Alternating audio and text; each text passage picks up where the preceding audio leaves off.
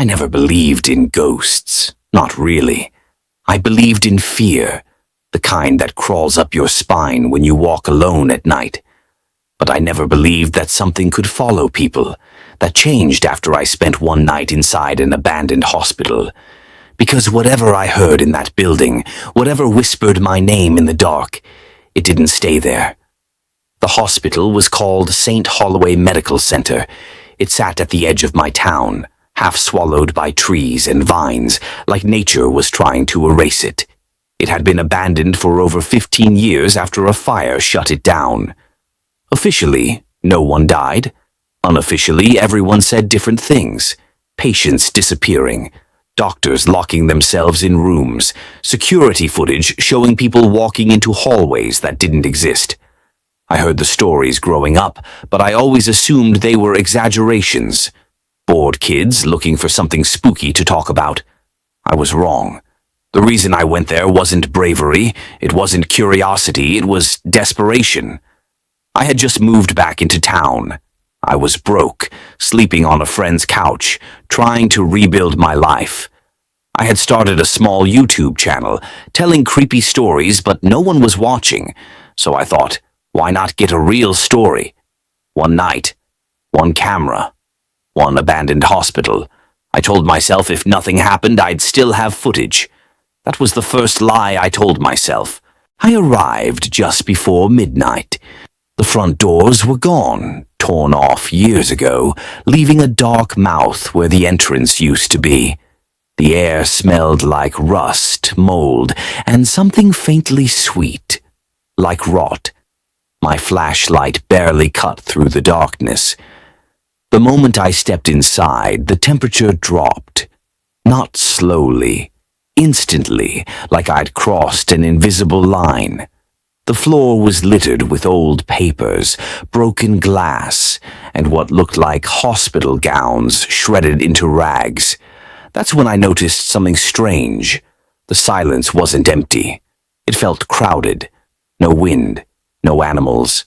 Just pressure, like the building was holding its breath. I whispered into my camera, trying to sound calm, but my voice echoed wrong, stretched, warped, like the walls were repeating it back incorrectly. That should have been my cue to leave. Instead, I walked deeper. Every step I took made the floor groan under my weight. Shadows stretched and twisted across the walls, catching glimpses of shapes that weren't there when I blinked.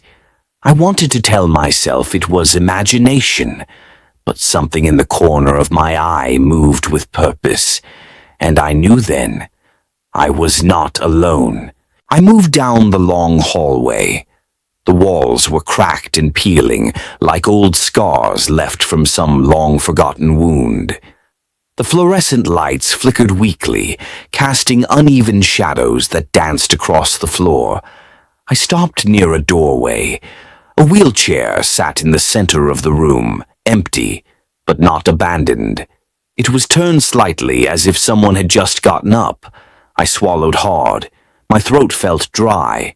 A whisper echoed behind me. Not a word I recognized, just a sound, a hiss that crawled along my spine. I spun around, nothing. Then I heard it again, closer this time. It wasn't coming from the hallway. It was inside my head. I forced myself to move forward. Each step felt heavier than the last. Every door I passed made a creak, like someone exhaling slowly. I whispered to the camera, hoping it would capture everything. I'm fine. I'm fine. But the sound of my own voice twisted against the walls, making me shiver.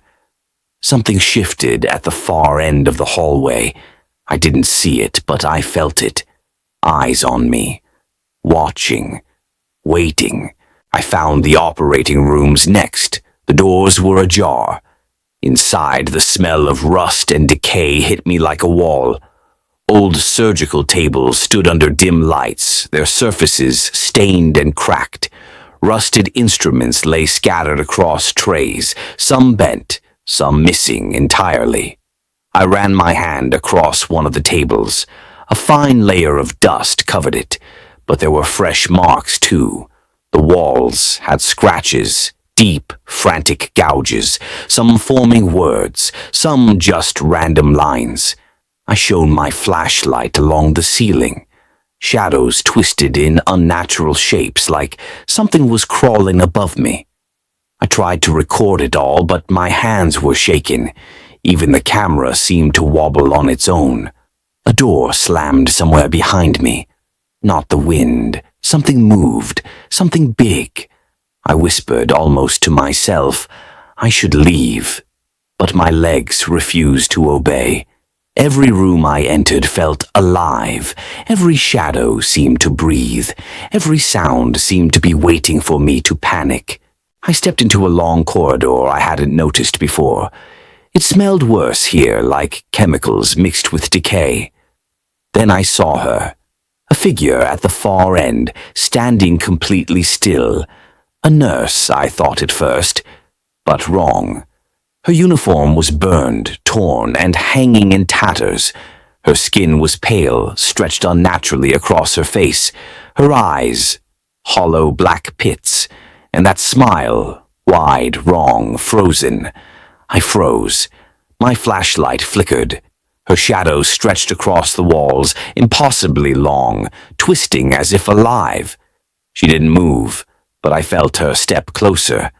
I heard nothing but the echo of my own heartbeat. My hand trembled as I held the camera. I whispered, barely audible, Who are you?" She tilted her head slowly, almost mocking. A low humming started just behind my ears. I turned, thinking it was the building, but the sound followed me. It wasn't coming from anywhere and everywhere at once. My legs wanted to run. My mind screamed to leave. But I couldn't move. Something held me there. And then she vanished. Just like that. The humming stopped. The hallway was empty again. I was alone. Or I thought I was. I stumbled down another hallway, my flashlight beam shaking. Something had changed. I couldn't tell how long I'd been inside. The rooms repeated themselves. Doors I passed before were in different places. Hallways twisted, stretched, like the building was rearranging itself. I tried to turn back. I couldn't. Every path led deeper inside. My breathing was loud in my ears. I whispered into the camera, I need to leave. And then I saw it. The same wheelchair from before moving slowly toward me. No one in it, but it moved. The metal wheels screeched against the cracked floor. I ran. I don't remember which hall I took. I don't remember how I avoided the shadowy figure behind me. All I knew was I wanted out. When I finally burst into the open air, the hospital loomed above me, silent. No sound of footsteps followed me, no whispering, just the fog and the moonlight. I checked my watch. Hours had passed. I couldn't explain the missing time. But my footage, it had recorded something I didn't understand, but would never forget. I thought I was safe. I thought the horror stayed behind the crumbling walls.